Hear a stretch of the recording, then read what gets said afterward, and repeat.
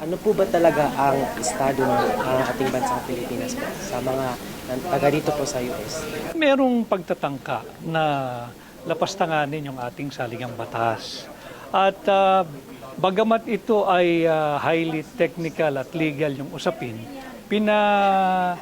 pinapaliwanag natin yung isyong ito sa pinakasimpleng pamamaraan para malubos na maunawaan ng higit na maraming Pilipino kung bakit dapat tutulan yung pagtatangka na lapastanganin yung ating saligang batas. Specifically, yung mga political provisions kagaya ng term limit or more so, yung pagpapalit ng uri ng gobyerno from presidential to parliamentary.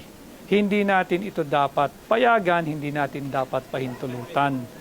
Dahil ang layunin lang naman ito ay mapanatili sa kamay ng isang pamilya ang pamumuno sa ating bansa. At hindi ito mabuti.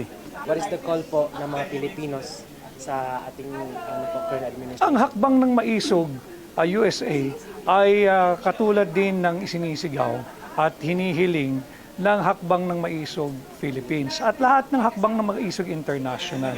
We are calling for a leadership that has transparency, accountability, at pushing for peace, security, and stability.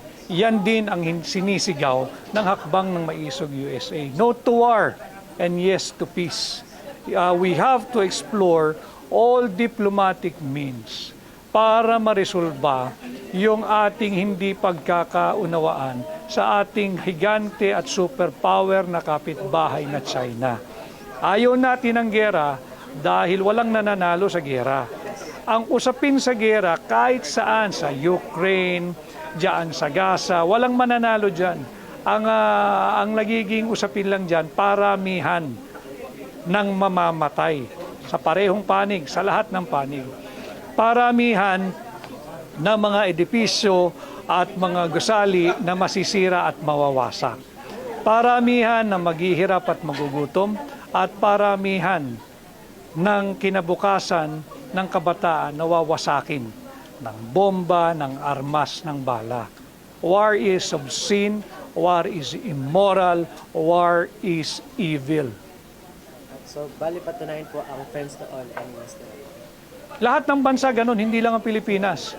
At yun dapat ang bigyang buhay ng pamahalaan, yung pahayag na yan na polisiya supposedly sapagkat yan ay unang nasambit officially nung SONA noong 2022. At ang SONA noong 2022 ipinahayag mismo ng Pangulong Marcos sa kanyang kauna-unahang SONA na tayo ay magiging mabuting kapitbahay.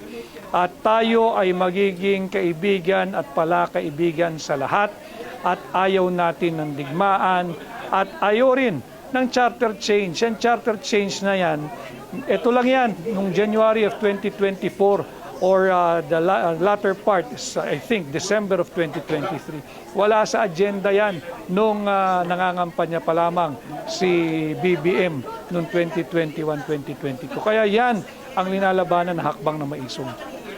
I don't know kung ano na kayo sa ating mga katutubong Muslim, nag-reach out na ba tayo dahil whether we like it or not, kasama po sila lalong-lalo na po. Walang naiiwan.